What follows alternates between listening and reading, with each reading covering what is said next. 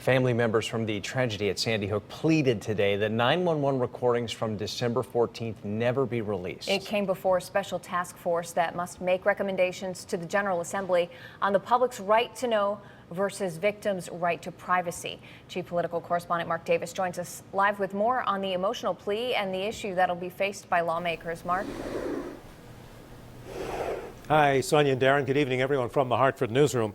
Yeah, this task force must make its recommendations in 60 days, and there is every indication they are having a very tough time.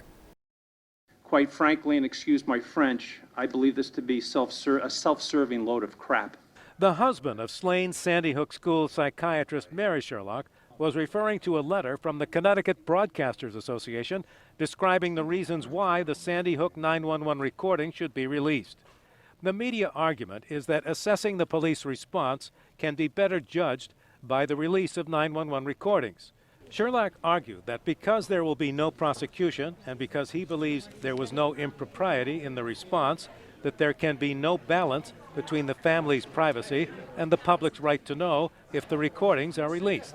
I ask you, given this, is that any real need to disclose or make public what the last minutes of 26 people sounded like in the middle of a slaughter is hardly anything but balanced. In my humble opinion, hearing the shots that changed our lives that day do not, in and of itself, hinder the public's right to know, especially compared to what it will do to the families directly involved. And Sherlock pleaded that the best compromise was to only release written transcripts of the 911 calls. 911 transcripts can relay all the necessary information that the public wants without having to hear the sounds of a slaughter in the background. He was joined in his plea today by Nicole Hockley, mother of one of the slain schoolchildren. Imagine hearing gunshots or muffled screams and wondering which one was your child.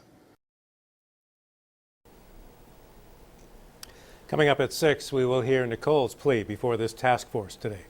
Live from the Hartford newsroom, Mark Davis, News 8.